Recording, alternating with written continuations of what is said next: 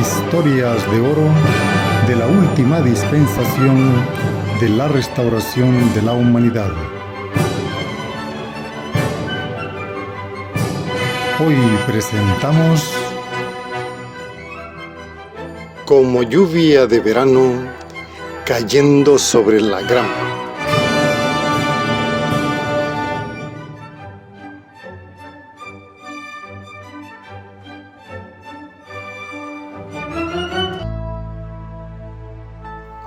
Dios Padre siempre ha proporcionado iluminación en los momentos más oscuros de nuestras vidas, por lo que le agradecemos haber inspirado estas memorias del libro Madre de la Paz, cuya autora es su iluminada, la Madre Mu.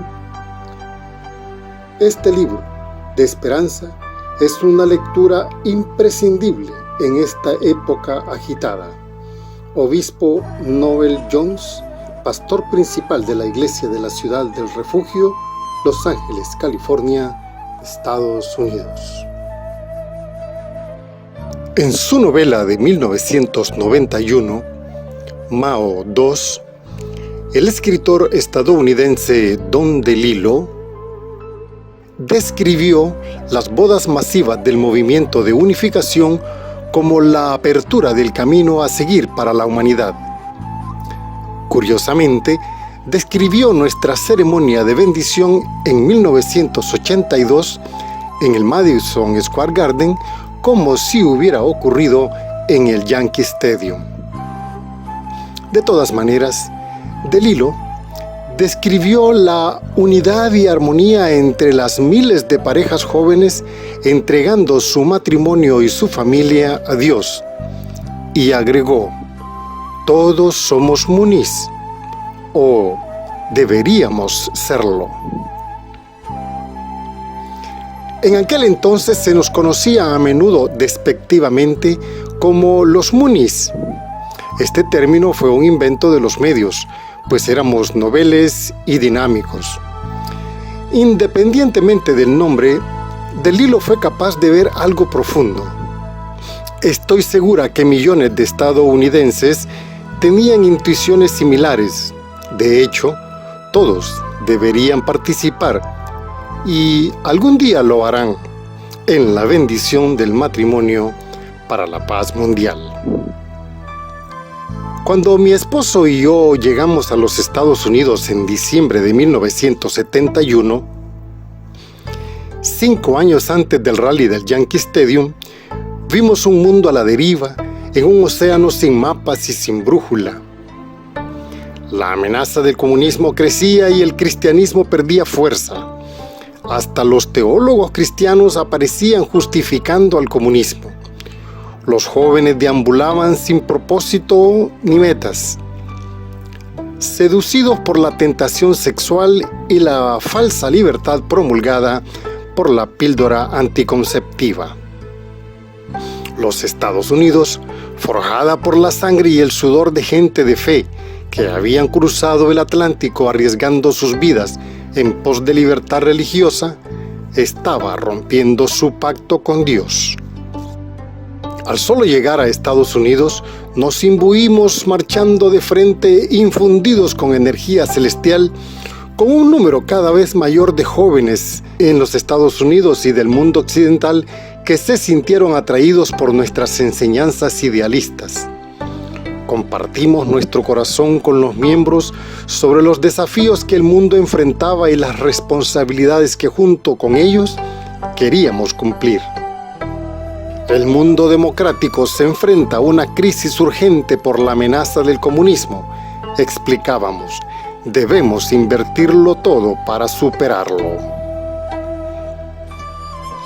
Apenas a 2 meses de nuestra llegada, mi esposo y yo realizamos una movilización de nuestros miembros para conducir una gira de conferencias por 7 ciudades: Nueva York, Filadelfia, Baltimore, Washington D.C., Los Ángeles, San Francisco y Berkeley.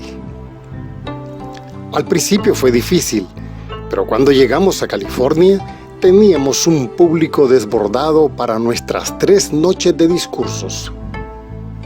En estas ciudades, algunos de los jóvenes que asistieron a nuestros eventos de conferencias se comprometieron con nuestra causa. Para principios de 1973, ya teníamos varios equipos de autobuses que cubrían el país y un centro residencial en la mayoría de los estados. A partir de estos grupos, reforzados por líderes y miembros enérgicos de Japón y Europa, el ballet folclórico coreano y el coro New Hope Singers International, cantantes internacionales de la Nueva Esperanza, conformamos el equipo One World Crusade, la cruzada por un mundo. Amábamos su ardiente pasión y deseo de iluminar el mundo. Con la energía de mi esposo, en 1972, un año después de llegar a Estados Unidos, pusimos en marcha tantos proyectos.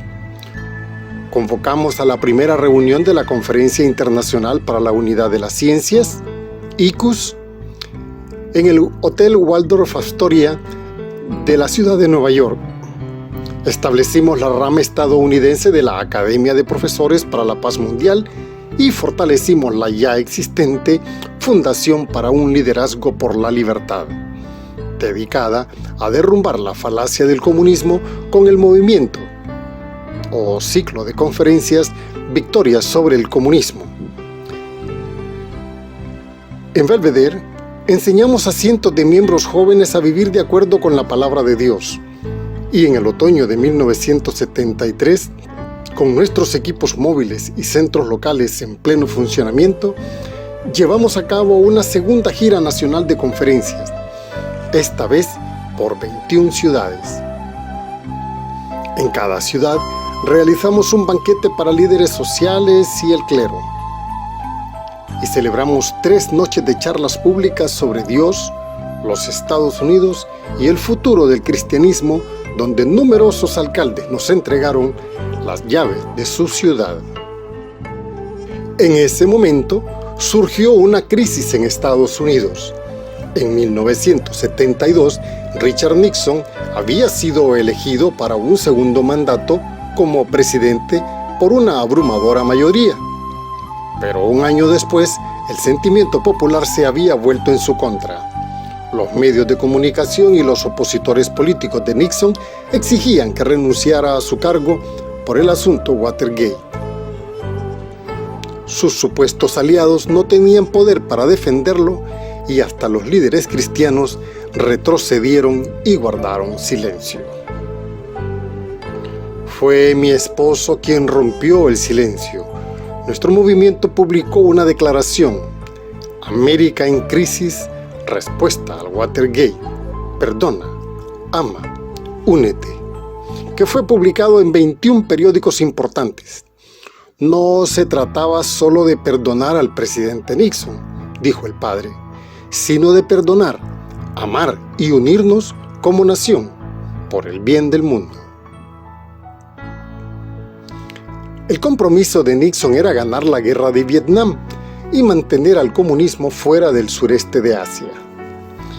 En oposición, los afiliados comunistas confundieron al público estadounidense y organizaron manifestaciones en su contra en los campus universitarios y hasta en la explanada nacional. Fueron nuestros miembros los que se manifestaron por Dios y la dignidad de la presidencia de los Estados Unidos, procurando despertar la reverencia a Dios y encender el fuego en el pueblo estadounidense sediento de justicia. Atrajimos la atención de los medios y el propio presidente lo notó. Por lo que a principios de 1974, el presidente Nixon nos envió una invitación para reunirnos con él en la Casa Blanca. Nixon estaba ansioso, consciente de la probabilidad de un juicio político. En las afueras, nuestros miembros cubrían la Casa Blanca en oración. Mi esposo le aconsejó que se mantuviera firme, confesara cualquier irregularidad e hiciera un llamado a la oración, la unidad y a la renovación nacional.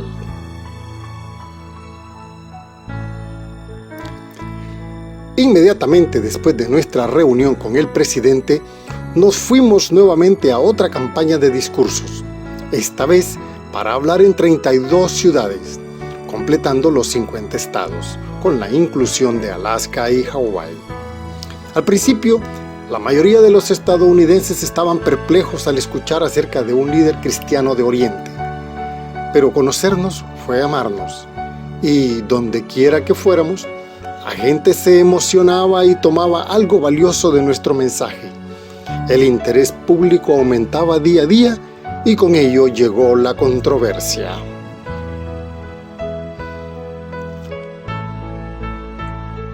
La serie final de las giras de discursos empezó el 18 de septiembre de 1974 con la gira por 8 ciudades, iniciando con la ciudad de Nueva York en el Madison Square Garden con el discurso titulado El nuevo futuro del cristianismo. Ese fue el primer lugar realmente grande que la Iglesia de Unificación intentaba llenar y el resultado tuvo un impacto asombroso. Más de 30,000 personas llenaron el Garden, mientras que otras 20,000 no pudieron ingresar. Sin permitirnos un momento de descanso, llevamos a cabo más concentraciones públicas que impactaron al mundo. Nuestra confianza para llenar espacios grandes nos llevó a una mayor gratitud hacia Dios, nuestros padres celestiales, y hacia nuestros miembros fieles a los principios y a la providencia del cielo.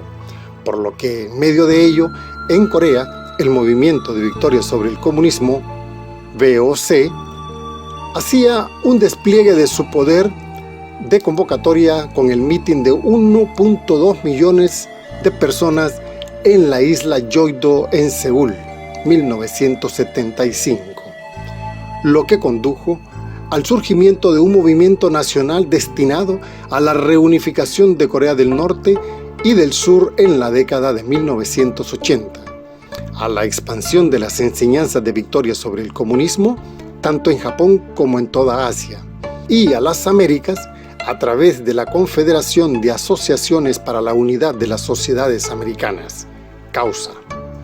Líderes del hemisferio occidental de América Latina y 70,000 miembros del clero asistieron a los seminarios de CAUSA. El festival del Yankee Stadium, el 1 de junio de 1976, fue la primera parte del festival God Bless America, festival Dios bendiga a los Estados Unidos, celebrado para honrar el bicentenario de su independencia. Con el éxito obtenido, decidimos no esperar más y escalar a una concentración mayor en el Monumento a Washington, en Washington, D.C., la capital del país, apenas solo 3 meses después, en septiembre. Apenas solo 3 meses después, en septiembre. No era de sorprenderse que gente del gobierno, con motivos menos que nobles, se aliaran con líderes religiosos de mentalidad estrecha y grupos anticultos y se aprovecharan de los padres de los miembros para lanzar un ataque total contra nosotros. Los medios, como siempre al acecho de una controversia, construyeron su audiencia con artículos y reportajes denigrándonos y criticándonos. Más de 30 grupos de oposición se organizaron contra nosotros, entre ellos el Partido Comunista de los Estados Unidos, para impedir la realización de los eventos del Yankee Stadium y el Monumento a Washington. No obstante, sin el menor rastro de miedo o la más remota consideración de retirarnos, mi esposo y yo dejamos de lado nuestra seguridad personal y dedicamos nuestras vidas al futuro de los Estados Unidos. Invertimos todo lo que teníamos para despertar a las iglesias y al pueblo estadounidense a la realidad de Dios, la verdad de la Biblia y la importancia suprema del matrimonio y la vida familiar centradas en Dios, más allá de la raza, la nación y la religión. Declarar este mensaje en la vasta extensión de la explanada nacional era nuestro objetivo y nada podría cambiar eso. Después de mucho ir y venir, fue que apenas 40 días antes del evento, el gobierno otorgó el permiso para realizar nuestra asamblea en la Explanada Nacional. Ahora, la suerte estaba echada. Me sentí como si estuviera entrando en un desierto sin agua con un oasis a 40 días de distancia. A nivel emocional, esos 40 días fueron como si hubieran sido más de 40 años. Donde quiera que fuera, hiciera lo que hiciera, con quien estuviera, no podía pensar en otra cosa que no fuera el festival. Estaba tan absorta en ello que confundía el desayuno con la cena con el desayuno y me perdía el almuerzo por completo. Y creo que no era la única persona.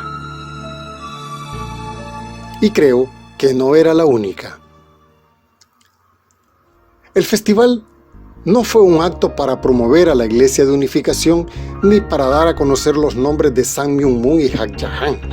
Todo lo contrario, se trataba de rescatar a los Estados Unidos para Dios. Por ello, sacrificamos tanto interna como externamente para realizarlo, al punto que se nos informó que podría haber un ataque terrorista, pero ya nada podía amedrentarnos. Finalmente, llegó el 18 de septiembre de 1976 y con ello el festival marcando el bicentenario de la independencia de los Estados Unidos en los extensos campos que rodean el monumento a Washington. Mi esposo y yo nos levantamos temprano esa mañana, oramos profundamente y nos dirigimos a la Explanada Nacional. Finalmente, el 18 de septiembre de 1976, y con ello el festival, marcando el bicentenario de la independencia de los Estados Unidos en los extensos campos que rodean el monumento a Washington, mi esposo y yo nos levantamos temprano esa mañana, oramos profundamente y nos dirigimos a la Explanada Nacional con un corazón más serio que el de alguien que va camino a la horca. No por miedo, sino por el enorme significado providencial que pendía del resultado. Para mediodía ya se habían congregado más de 300,000 personas pacíficas, esperanzadas y agradecidas. De hecho, la vista era un espectáculo grandioso y milagroso. Los medios, el gobierno y ciertas jerarquías religiosas se nos opusieron tanto a la Iglesia de Unificación como a la realización del evento, pero superamos todos los desafíos. Gente de humildes vecindarios de Estados Unidos como Richmond, Washington D.C., Baltimore, Wilmington, Filadelfia, Nueva York, New Haven, Boston y más allá, se reunieron por Dios y por los Estados Unidos. Ellos hicieron que el Festival del Monumento a Washington fuera un gran éxito. Nuestros miembros habían movilizado todos los buses disponibles en la costa este, más de 1,000, y tuvieron que morderse los labios ya que cientos de participantes se quedaron sin poder ser transportados por falta de autobuses. Ese fue el testimonio del amor que los padres verdaderos habían encendido en el pueblo estadounidense hacia Dios y su país. Podíamos sentirlo. Dios está vivo en Estados Unidos. Mi esposo y yo habíamos emigrado con nuestra familia a esta tierra desconocida y tomamos un camino desafiante. Concluimos nuestra primera campaña con el éxito de las 3 concentraciones: Madison Square Garden en 1974, Yankee Stadium y el Monumento a Washington en 1976. Nuestra oración, expresada con sincera devoción, fue la luz que acabó con la oscuridad. Su luz se proyectaba más allá de las personas de corazón que asistieron, para iluminar a todos los estadounidenses y a todos los pueblos de nuestra aldea global. Es comprensible que el pueblo estadounidense no nos diera una cálida bienvenida a mi esposo y a mí cuando, recién salidos del barco, arribamos provenientes de una tierra en el lejano oriente. No estaban familiarizados con los términos que escuchaban por primera vez como principio divino y padres verdaderos. Solo hubo una razón por la que pudimos recibir una respuesta tan amplia y profunda dentro de los 4 años posteriores a nuestra llegada. No era solo que nuestro mensaje tuviera sentido. Más que eso, nuestro mensaje volvió a despertar la visión religiosa sobre la que fueron concebidos los Estados Unidos de América. Nuestra sincera oración y devoción, nuestro mensaje sobre la importancia de la familia, reunir a sus jóvenes para recuperar su sentido de moralidad y luchar por la perfección del amor verdadero en la comunidad fue lo que provocó una respuesta significativa. Eso fue lo que conmovió los corazones de los estadounidenses porque se encuentra enraizado en la visión fundadora de esa nación.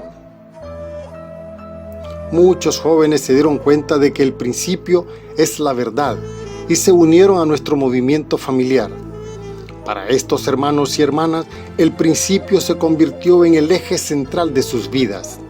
Compartían el principio con todos, desde compañeros mochileros de la costa oeste hasta líderes de élite en las universidades y el gobierno. Obtuvieron el apoyo de personas de todas las razas, ocupaciones, edades y áreas educativas. Mi esposo y yo emprendimos poco después una gira por los Estados Unidos para alentar e inspirar no solo al público, sino también a nuestros miembros. Les animamos a establecer escuelas, crear periódicos, obtener sus doctorados, involucrarse en proyectos interculturales mediante programas como Los Angelitos, grupos de danza y bandas de rock, recaudar fondos yendo de tienda en tienda y de puerta en puerta, crear iglesias en casa, negocios de pesca y restaurantes, así como organizar proyectos de servicio voluntario. Yo permanecía en constante oración en cada camino que recorría.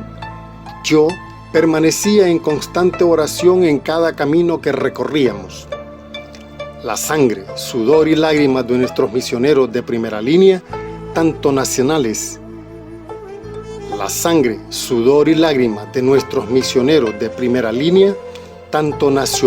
como internacionales, continúa fluyendo.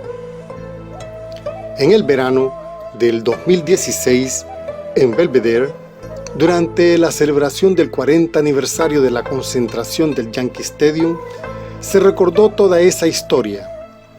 Al regresar de esos recuerdos, vi a los cientos de familias interraciales felices reunidas en el césped de Belvedere. Mientras subí al podio, dejé de lado las emociones asociadas a ese día de celebración y consideré el futuro. De pie y hablando con corazón de amor agradecido, les hice saber a todos nuestros miembros que todavía hay mucho trabajo por hacer, que no podíamos permitirnos estar satisfechos con esas victorias de hace décadas. Al final del día, me quedé en Belvedere. Una lluvia de verano cayó sobre la grama y una vez más, en el fondo de mi corazón, sentí la llamada a enfocar mi mente y continuar en el camino hacia un mundo de esperanza y felicidad como Madre de la Paz.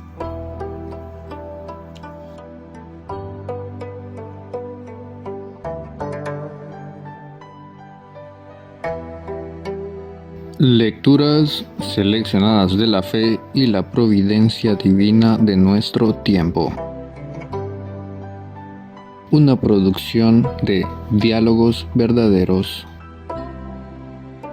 Un proyecto de divulgación de la comunidad sagrada de Hanul Pumunim, los Padres Celestiales, patrocinado por Gustavo Jiménez y Mr. Seikichi Muto. Producción y ejecución, Mario Salinas. Apoyo técnico, David Tejeda. Producido en Tegucigalpa, Honduras y Valencia, España, abril 2022.